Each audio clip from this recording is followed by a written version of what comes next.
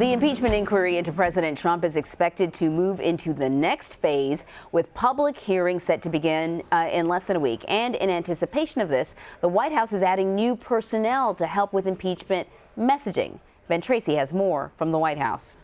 You know, the whistleblower, the one that came out with this, Trump said this and Trump said that. At a rally in Louisiana Wednesday night, President Trump railed against the anonymous whistleblower and Democrats leading the impeachment inquiry.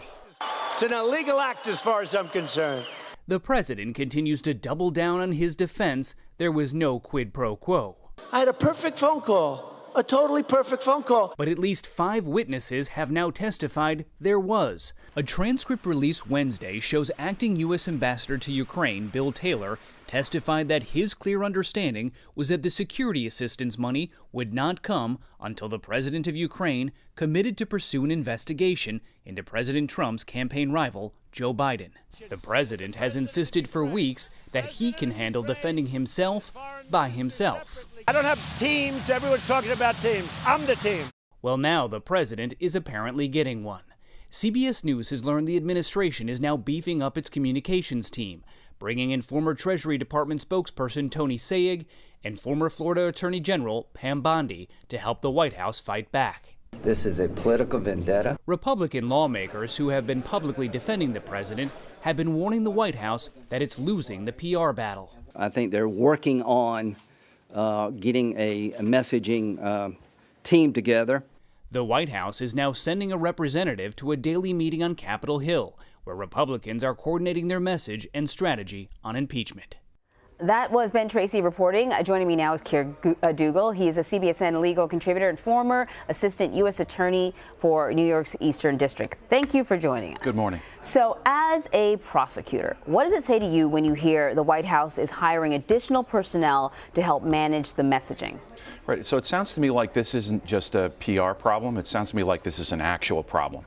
And they're, moving to address that. So we're starting to hear kind of bubbling up in different places potential defenses of the president, but they're not coming out with clarity, and they're sort of not coming out in a coordinated way. We heard Senator Graham the other day say, the president and his team wasn't capable of forming a quid pro quo. Right. So, as a prosecutor, I heard defenses like this in the courtroom. It goes something like, ladies and gentlemen of the jury, my client, as the defense lawyer, would argue my client isn't smart enough to have committed this scheme that the prosecutors are alleging. It's sort of an intent-based defense. We're also hearing, we just heard, no quid pro quo. Yeah. Another variation of that is, because the Ukrainians didn't accept, or they were tough, and they refused to bend under this pressure that was being applied, that it didn't actually occur. So that's effectively saying, well, it wasn't a completed crime. It was just an attempt. Right. So how did either of those defenses work? How did the defense of, well, my client couldn't have done this because they aren't organized enough to do it, or as Lindsey Graham said, the Trump administration's Ukraine policy is incoherent and they are incapable of forming a quid pro quo. Does the gang that wouldn't shoot straight defense, was that successful?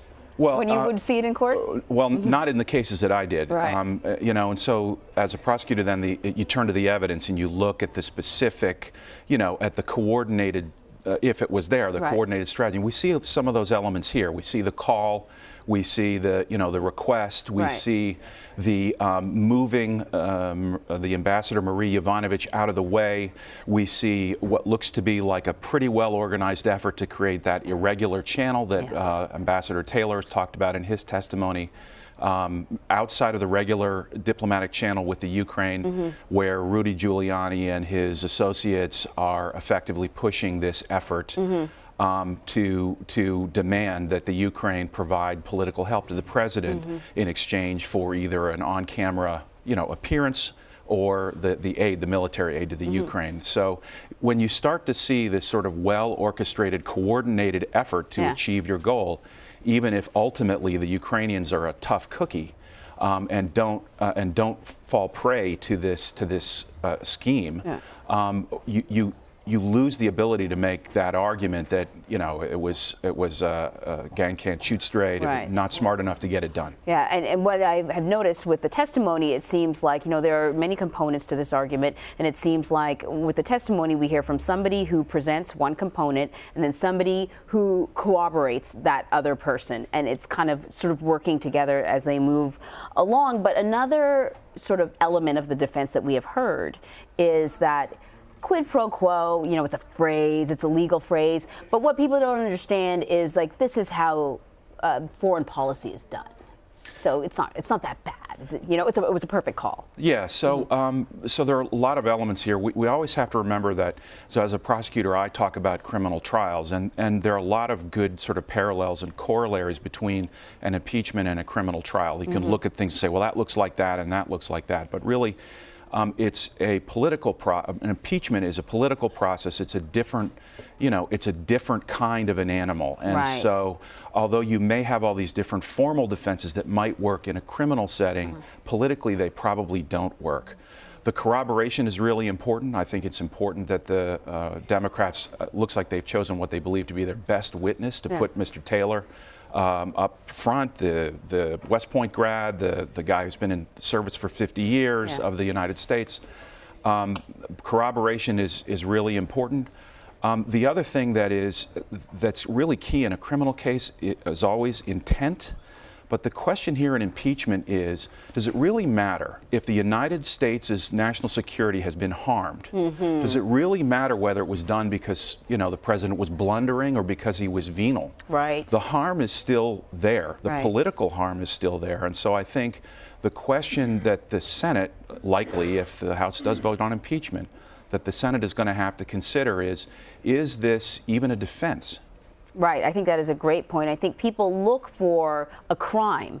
Right. But as you pointed out, this is a political process. A crime is not necessary. It could be an abuse of power, whether it's a criminal act or not, right? Correct. Right. Keir Dougall, thank you so much. Thank you.